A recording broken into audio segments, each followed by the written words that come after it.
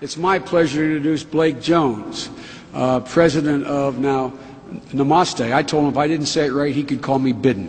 But Namasté Solar. Thank you, Vice President Bidden.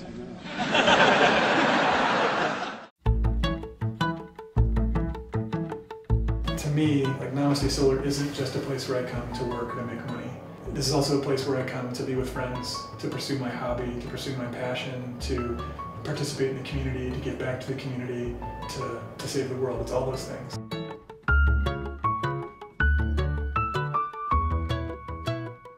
At Namasté Solar, one of the ways in which I know I'm home, so to speak, is that I love having all those things under one roof, doing them all at the same time.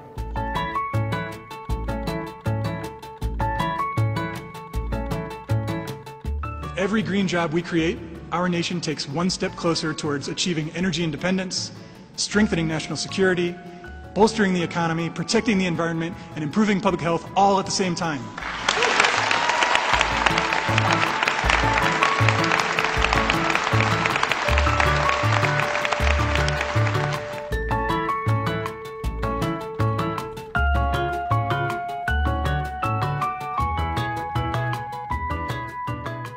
I'm honored to be here with a longtime acquaintance, Blake Jones, who's a co-founder of Namasté Solar and CEO.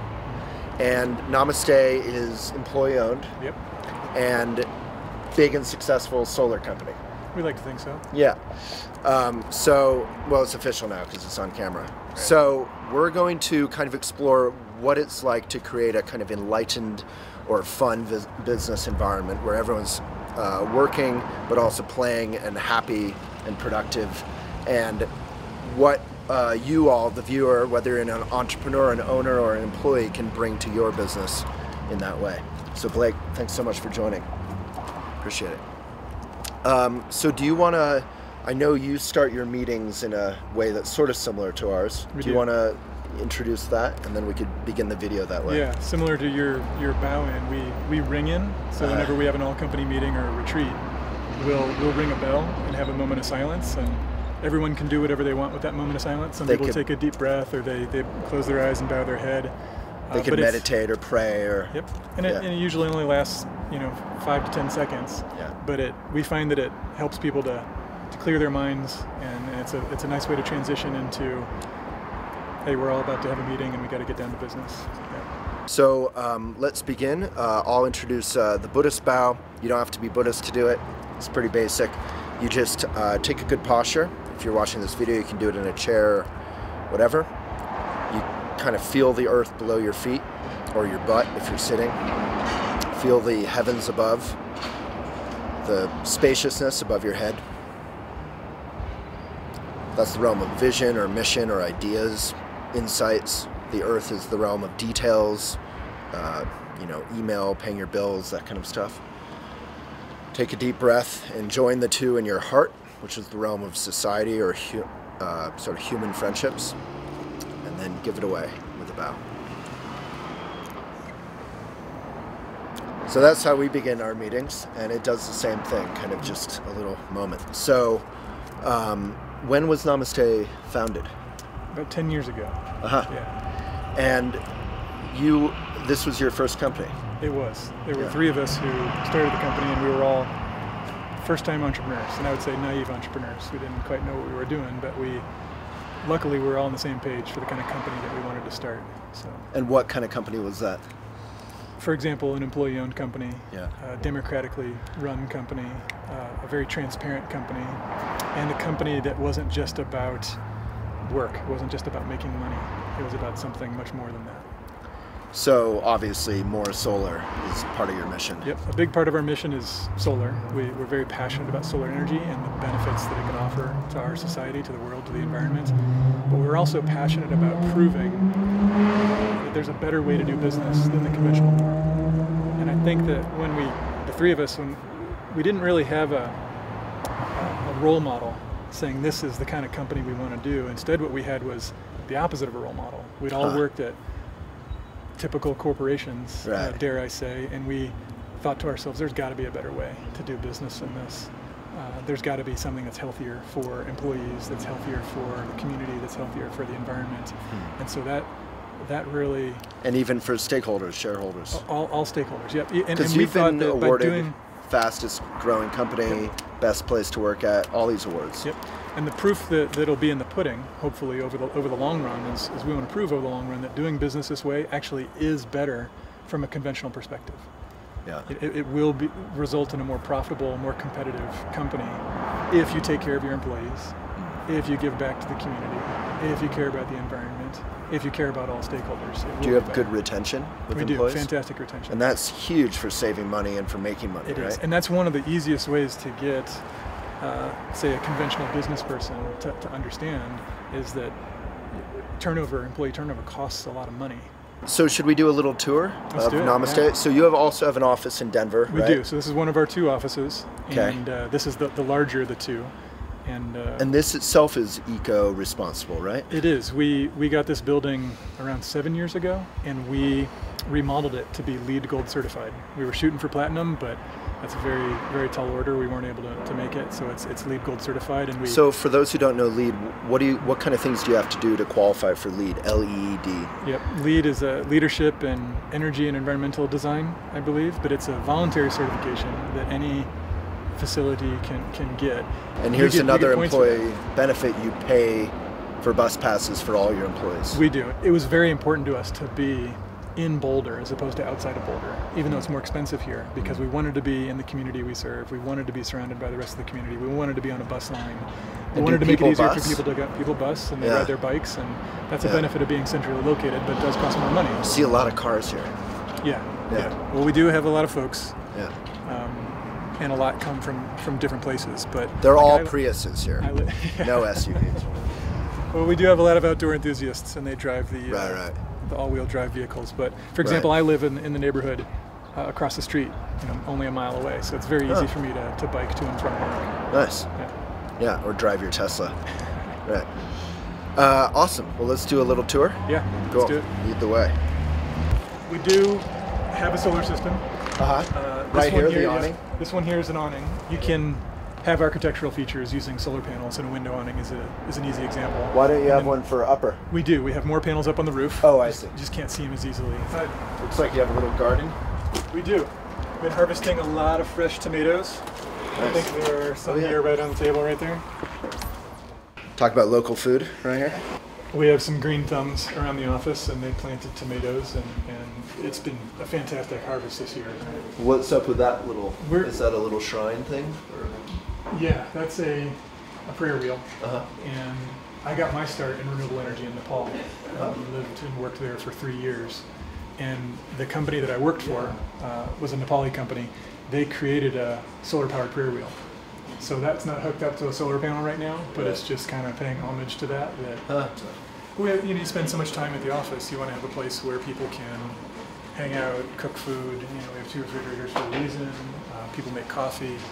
We've got a kegerator. I mean, that's key to the good places to work at. Yeah, local beer from Fate Brewing Company. Right. And it is Energy Star rated. But we also practice zero waste, and so. Not that this is particularly exciting to look at, but we try to keep our trash cans small and encourage people to put instead everything in compost. That's your trash can for the kitchen? It is. We'll recycle the plastic bags. In the back, we'll take batteries. Wow. So as a solar contractor, we've got a warehouse, and in addition to nuts and bolts and couplings and it's like McGuckin's in here. Wire and conduit, we've also got lots of solar panels. We have hundreds of solar panels coming in and out of the warehouse every day because we're installing hundreds of solar panels each week.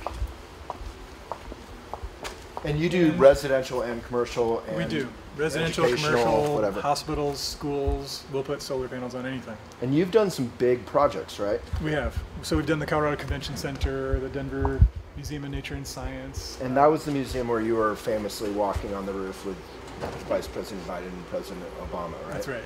Yeah. A very memorable day. That was a lot of fun. And that wasn't just a photo op. That was honoring, we passed when you were involved in that. The stimulus bill. We'll create 69,000 good-paying jobs this year and almost double that number over the next 2 years.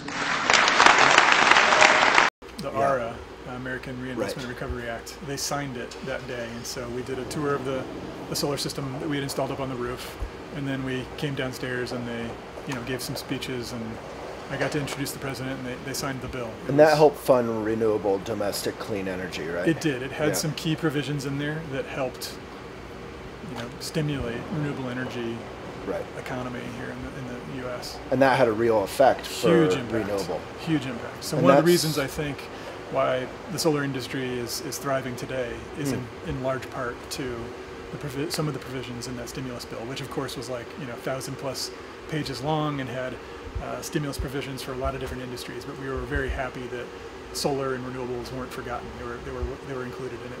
And for those who think that we shouldn't be funding innovation, we still subsidize like fossil fuels big time. Yep, and not just fossil fuels. Lots of subsidies for nuclear.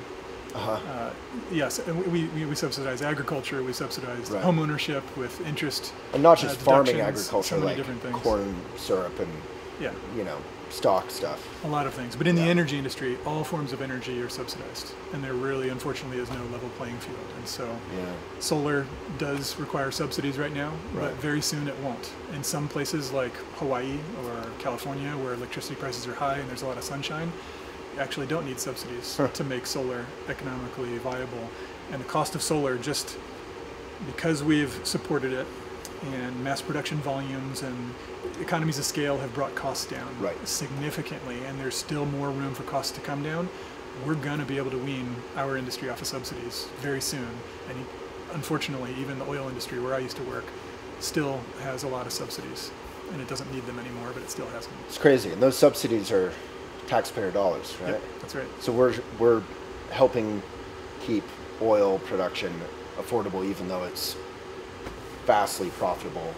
That's right. It doesn't need those Exxon subsidies is anymore. the biggest company in the world. It doesn't need those subsidies anymore. Yeah. So this is a big box of solar panels? Yes. That's cool. Yep. So how much does that cost? Like, a solar panel today might cost all of those are a couple $100. Yeah. Really, so not that much. But a solar panel by itself isn't that useful. On a home, a solar system might cost what a new car costs. It could be an economy car at $10,000, $12,000. It could be a luxury car, for a really big home at $30,000 or $40,000, and that's before incentives. If your utility or your state provides them, there's also a 30% federal income tax credit. But usually, it'll cost about what a car costs, and there's no rule of thumb. Every house is different. Some houses have a big family, and they use electricity for heating and for cooking. They're going to need a larger solar system to produce 100% of their needs. Other homes, they're hybrid homes. They get 50% of electricity from their own solar system and 50% from the utility company. So it's like we have a delivery coming. Yeah. Rows and rows of solar panels. So, and in Germany, famously this year, they've had days where they powered like half the country. Yeah, Germany, Denmark, Spain, they've broken records for how much of their electricity they're getting from renewables, and how very large percentage of renewables that they've been able to integrate into their grid. Because there are a lot of people who say, "Oh, well, what happens when the sun doesn't shine or when the wind's not blowing?" Germany's pretty dark, often cloudy. But the more that you get on your grid, even if it's cloudy over here, it's not necessarily cloudy over there. Or even if the wind's not blowing over here, as long as the more of it that you have on the grid, connected to the grid, the more resilient the system is, and the better able you're able to integrate intermittent renewables into your system. So if you were all-powerful Emperor of the United States of America in charge of energy, would you subsidize wind and solar, and could we be 100% renewable and clean? I think we can. I think in decades from now we can be 100% renewable, but I would still want a balanced portfolio. I don't want to replace our dependence on fossil fuels for our dependence on just solar. So I would want solar, I would want wind, I'd want hydro, I'd want a lot of energy efficiency. Energy efficiency is often forgotten, not by people like you. You're in the business. It's not as glitzy or as sexy, but it's like incredibly 20% of our energy could be reduced overnight. Just common sense stuff. Even more than that. More than that. Yeah. Wow. So that's amazing. Yeah. That could end all fracking ever if we were just energy efficient, right? Yep. And then storage technologies are really going to play into this in a way that people don't yet realize. What's that? Energy storage, batteries. So battery technology has advanced in leaps and bounds, Sure. just with your cell phone and your laptop, but also hybrid electric vehicles, and now electric vehicles are really pushing the envelope with storage. And I think Our in good the next buddy 10, 20 Elon years, is like putting $6 billion or some ridiculous number into a battery. a huge battery factory in Nevada, I think. Yeah. So, and once they reach, mass production volumes and scale economies, and the technology gets to a certain place, then all of a sudden you might have people disconnecting from the grid and being solar powered with their own battery packs. The same way that now a lot of people don't even get land telephone lines; they just get cell phones, Right. and they're completely disconnected. So, and a big obstacle right now is obviously, as any time an industry is changing, is the people who are happy with the status quo, like The incumbents. Excel locally, energy utilities Yep. don't want people to go off grid, right? Yep, they're very scared about the changes that are happening, and But they yeah, could figure out ways to make money in the new economy absolutely. too. I think every utility, and there's more than 3,000 of them throughout the U.S., has a choice. They can either see where the technology is going, where people's preference is going, and they can adapt, and Right. they can help lead that change, Right. or they can sit around and do nothing, and they'll get left behind. And there's some good examples in telecom. There are some companies like AT&T that were in the old business model, and they were able to adapt, and they're still thriving and Sure. strong. And then there are plenty of other telephone companies that did not adapt, and they're no Right. longer around. There's no doubt that the way we produce, consume energy, the way even aware of our energy use, it's all changing very rapidly. And so So for you at your house, are you 100% solar?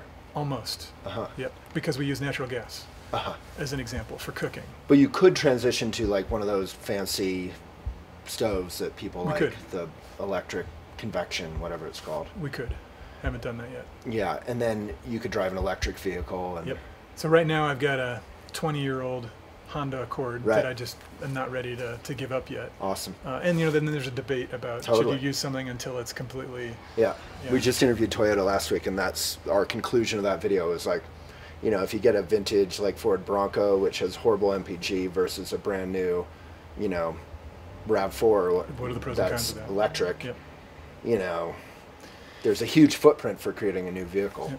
Yeah. And then just more than that, I'm lucky that able to live close to work, and Right. that I work at a company that cares about being centrally located in the community, so that my commute's not as far. And So you don't I have to ride my drive bike. Ride my bike as much as I can, and the bus pass that we Right. get here at Namasté Solar, I use that a ton. You so. use that for Denver? Oh yeah, Uh-huh. And you put your bike on the bus? yeah, Awesome. it's great. Coming back to the Greenbelt stuff, what aspects of what we're looking at are leadish?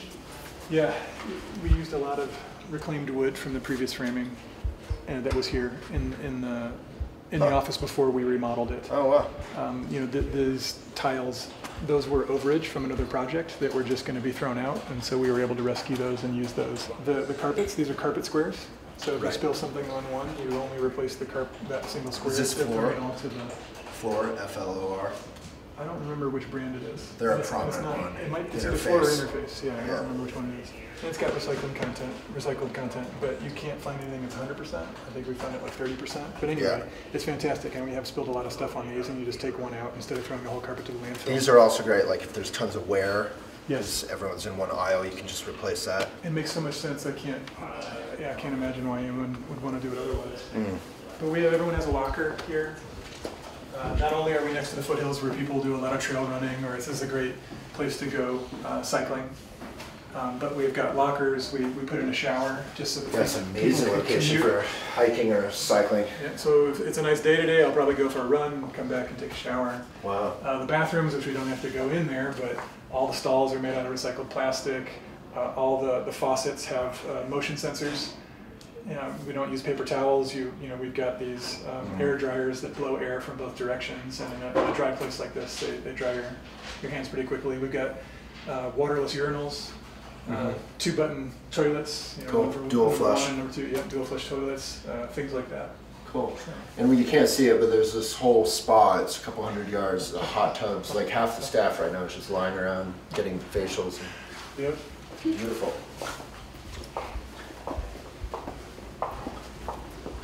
And then above us, we can probably see easily from up there, but we don't have any air conditioning here. Boulder's has a very dry climate, and evaporative coolers work extremely well. and they use about 1/10 of the electricity of an air conditioner. That's an evaporative cooler? That's an example of one of the evaporative coolers. Wow. No, I mean, AC, that's amazing. These ceiling fans, and on this side they blow down, on the other side they blow up, and they circulate the air. And that plus the evaporative coolers. Wow. Keep it nice and cool. That's huge. Saves a lot of electricity. And then we poked a lot of holes in the building, so to speak, and put in new windows, just so that there would be a lot of natural daylight. And you poke this up? Yep, poke this up. There's another evaporative cooler there. So just those two, that's all where all the coolers. Another evaporative cooler. That's amazing new AC. So these might look like kind of conventional desks, but what's up with these? Yeah, they're 100% either reused or recycled materials. So these are old shipping tubes, and the rubber here and here, this is all recycled rubber.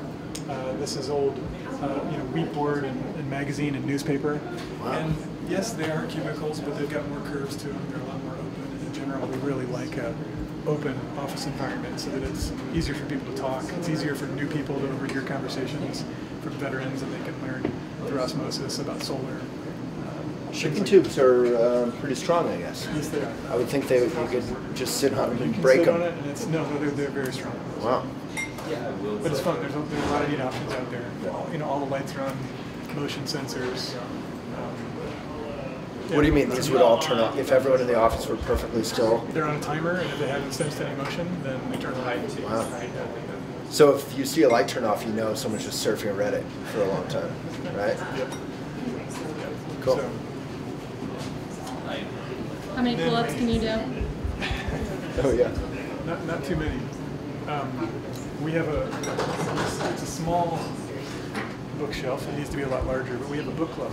And every quarter we'll pick a book to read. We were talking about Small Giants earlier. That's Raising one the of our... Bar. It's my other favorite book ever. Nice. The Cliff Bar story. I interviewed Gary after really? reading that. Yeah. So,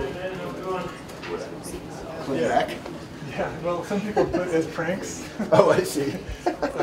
We have some bad pranksters around here. Newt Gingrich is not one of our book club books. Oh my god, that's classic. Wow, so what do you mean? So you buy these for people, or Yeah, do they so buy we'll them? buy books, and whoever wants to sign up can. And I don't know if you saw the purple cow down in the kitchen. The purple No. cow that gets... Anyway, Is that a good one?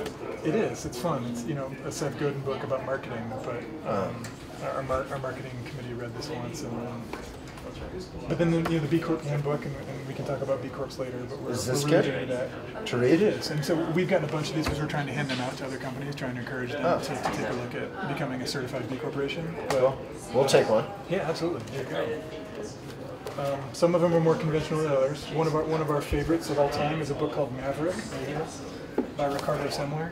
It's just fun. It was written back in like the late 70s or early 80s. Total early 80s. That's Yeah. like 1981 right there. And a Brazilian businessman and his company. It's an amazing story. That's one of our favorites. That's Small like- Giants by Bill Burlingham. Fantastic Best ever. book. Love it. And then these books. This by book changed this book Small Giants. Yeah. saved me. And this book saved me. The Company We Keep, which is about another employee-owned cooperative, is a really good one. Yeah, Raising Wow. the Bar is good. I gotta get all these. Tribal Leadership is fun. The Divine Right of Capitalism by Marjorie Kelly is a fantastic book. I can So give you Small one of Giants these. level, Raising the Bar level. Which other ones should I read? Maverick. Maverick. Definitely the Divine Right of Capitalism, because it talks a lot about shareholder primacy, and Here. and that ties in with the B Corp discussion. And then these books by Jack Stack. Jack Stack is probably one of the best authors on employee ownership. He wrote about open book management. He was Shot. the first author to write about open book management and about employee ownership. His name's Jack Stack. Solar Warrior, is that your guardian? Forget where he found that. That's awesome. My desk, I don't know if you saw, I had like a photo of David Hasselhoff in his Speedos and Tom Selleck with his shirt off. Oh, is yours in the corner here? Yeah, yeah. Yeah, I And there saw used the to be- Magnum I PI. can't- I'm the CEO, you shut up. That's awesome. They put your face on it. So this is a nice one. This is at the signing. Is that day? It was the day, After the stroll on the rooftop? yep. Went down and introduced him. Okay. Well, Is that a Namasté slogan? Yeah, of sorts. It's one of the informal ones, not officially in our mission or our values, but and one of our values, distributed leadership, is the value, but when we describe it. Is there anything you want to talk about here? Well, just, I think Best places to work? for us getting these awards it is a morale boost. Yeah. And I think a lot of us don't realize that the way we do business is different and that it's important. But most importantly, we want to set a positive example and show that by being successful with our company model, that this actually can be a better way to do business. That's what we're all about. And having third-party validation is meaningful to us.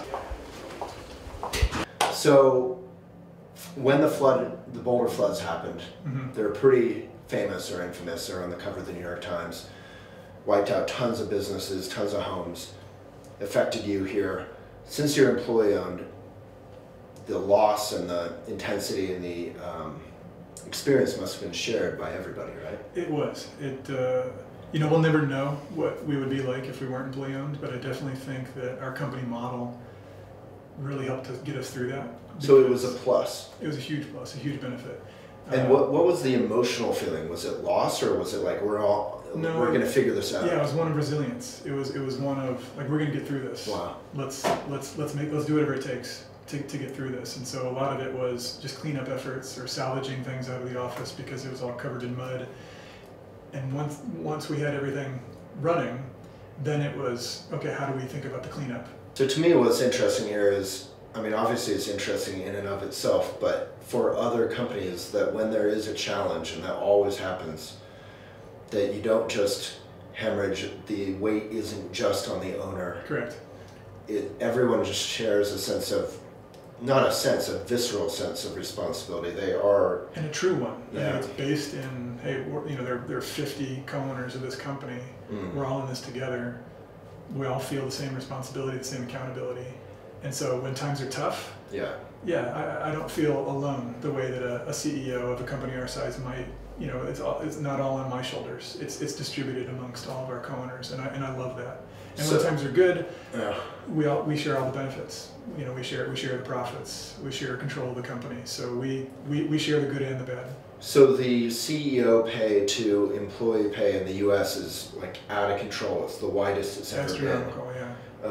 CEOs can make 900 times or more what an employee makes. Here, you limit it to 4 to 1. 4 to 1. That's right. Right. So there's a strong egalitarian spirit here, and total pay. We don't pay individualized bonuses. Our salespeople don't get commissions, which is very, very unusual for our industry. So how do you motivate salespeople? They are motivated because they're co-owners, and one of our values is co-ownership mentality. And but what does that mean? They think as a team. And so explain to us, what is that? If you're a co-owner, you get a payout every month based on profits, or what? Yeah, being a co-owner there's a lot to it. Yeah. And we're a cooperative, so there are a lot of different ways to be an employee-owned company. One of them is like New Belgium Brewery has an employee stock ownership plan, an ESOP. The majority of employee-owned companies are ESOPs. And then there's a cooperative, which is what we've got, which is another kind of blueprint for being an employee-owned company. And then there are a lot of other different ways to slice it and dice it. So why did you choose to be a co-op versus an ESOP? We wanted to be a cooperative, I think, because we are very passionate about democratic workplaces. And it doesn't mean that everyone gets a vote on everything, and I can talk more about that, but we love the concept of democracy in the workplace. It fascinates me that Americans feel so passionately about democracy. We'll go wage war on another country in the name of democratizing it, but yet in the workplace, it's all command and control. You hardly see democracy in the workplace at all. We're very passionate about democracy in the workplace, and it's not just having everybody's voice be heard, but also transparency is a very It's because we want one area of our life we can control if we're an owner, if you're an employee, we want one area of our life where we have no responsibility. Right. It's kind of an abdication of complexity either way. Right? And then there are some people at our company as well that don't want to be an owner. They just want to be an employee, and that's okay. And there are some folks who, I want to be the sole proprietor of this business, and that's okay too. Right. But we think that there definitely should be more employee-owned companies in our economy. There should be more democratic workplaces. There just aren't enough of them. So how do you keep a sense of, how do you actually run that process of decision making and you're a CEO still, so how does that work? Yeah, so as a co-owner of a cooperative, we're an employee-owned cooperative, each person gets, it's one person, one share, one vote. So at the stockholder level, each employee can own one share of voting common stock and then entitles them to one vote at the stockholder level. We're very clear about what decisions stockholders make and what decisions are operational decisions that the CEO gets to make, that team leads get to make, that team members get to make. So a big part of it is you've got to spell out where decisions are made and who makes them. And if you're very clear about that, then you don't have those gray areas where people are like, who's going to make this decision? I don't understand. Can you overrule a CEO? Can you overrule a department decision? Yes. You can. But I can't, stockholder level is the highest. So we have got 6 levels of decision making here. And a lot of companies, normal corporate governance has that. You know, stockholders, and there's the board of directors, and then there's the CEO or management, and then they've got their organizational chart to figure all that out. Ours is a little more flat, and it's a little more dynamic in that we are a democracy. Yeah, and it's democratic. So we can have a situation where co-owners can overturn the board of directors, or where co-owners can overturn something that the CEO does. It doesn't happen very often, but it's possible, and there's a democratic process for how to do that. But we're just very clear about where the decisions get made, and that really helps. We do not make all of our decisions by democracy. Right. We have a lot of representational democracy, so I'm elected essentially as a CEO. I'm empowered by co-owners, and you know, I think in a normal company, when you've got a title, it's kind of entitled authority. Like, I'm the boss, so you have to do what I say you're going to do. Right. In our company, the power comes not from the title, it comes from the rest of the democracy, and the democracy can take it away. Could they take away your title as CEO? They could. Yeah. Really? Or they can. More often, it's on a single issue. You know, there was one year where we were going to pay employee bonuses to non-co-owners, and I said we shouldn't do that. We're co-owners. We're going to divide up the profit amongst co-owners. But if someone chooses an employee path, there's a specific set of pros and cons to They shouldn't get that benefit. But to make a long story, a co-owner felt differently. Said we had a great year. Let's share bonuses with everyone in the company, and they put that on the agenda for one of our company meetings, and they overturned that. And so that made everyone's bonuses slightly less? No, it just paid out more in bonuses and allocated a certain budget to employees. So you got overruled in that instance? I got overruled in it. And I think it was a very healthy democratic process. So, right. Yeah. So the reason I wanted to talk about this is, you know, it seems like we're talking about kind of arcane like details, but really we're talking about creating a kind of enlightened, which I know is a heavy word, but an enlightened business environment where you go to work and work is joyful and your whole being is involved in, you know, you enjoy it, you have responsibility, you have decision-making power, you have to listen to other people, and work is sort of play on some level. Yeah, I think that everyone's far more engaged at our company because they are an owner. They do have a voice. They do have a vote that counts. Everything's transparent here. Everyone knows each other's salaries. We review the financials together every month. There are no company secrets. When everyone knows what's going on, they understand the financials. They know what's going on at the big picture level. How are we doing? How are we performing against our goals? That extra information allows them to do a better job in their day-to-day roles. They can connect what they're doing and see how their piece of the puzzle fits into the bigger picture. And you know, we strive to practice FOH in as healthy and respectful a way as possible, but sometimes you falter, sometimes you're not 100% FOH. But what's beautiful about the culture is that when somebody does falter, there's this whole cultural support network that tries to get people back on track. So yeah, sometimes we have a heated meeting and everyone needs to remind that person, like, hey, take a deep breath. We need to find a more constructive way to talk about this. So it doesn't mean we're perfect, but the culture helps keep people on track, and it's a beautiful thing. So to get into any kind of depth, we'd have to like talk for 3 more hours, but for people to learn more about this, if they want to take steps to check this out more, are there books or your website or where would people go? I think definitely go to bcorporation.net and learn about B corporations. On our website, we've got a lot of information about our model, and we've got a PDF that you can download that talks about some of our business practices. Can people come to a meeting or see anything in action? We've had a lot of guests, yeah. And it's not, I've had some students or give a presentation at a CU business school class, and someone's like, hey, I want to come.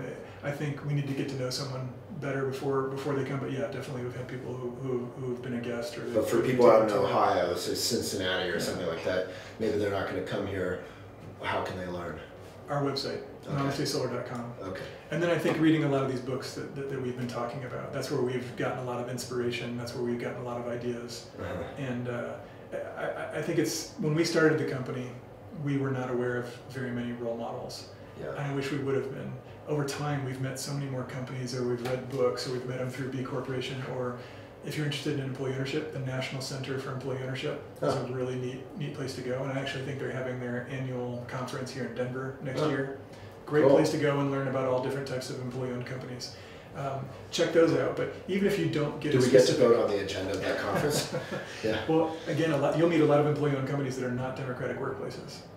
So employees share the ownership, but they're not necessarily transparent, or they're not necessarily probably more like New Belgium, because they're employee-owned, but they actually are a very democratic workplace. But again, there's degrees on the spectrum for every different category. What are your favorite sort of employee-owned democratic? We love businesses? cooperatives, which is a certain flavor of employee ownership. So, we love. What would be a couple to check out? Equal Exchange. They're a very successful 25-year-old employee-owned cooperative based in Massachusetts. They sell fair trade coffee and chocolate. Alvarado Street Bakery, they're another one in California. Union Cab, South Mountain Company, they wrote one of the books that we looked at called The Company We Keep, very inspirational. And then there are, of course, a lot of different other types of cooperatives, like REI is a cooperative, or True Value Hardware, Ace Hardware Cooperative. Is REI like actually employee-owned? Organic Valley.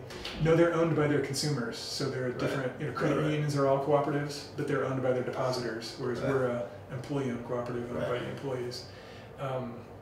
So those are some of our heroes. Well, I really appreciate it. We could have focused on your actual business, solar power, but you've generously helped walk people, show people the path of employee ownership and co-ops. So I appreciate it. Yeah, absolutely. Thanks for talking about our favorite subject. Yeah, thank you. Appreciate it. Namaste Solar, Blake Jones.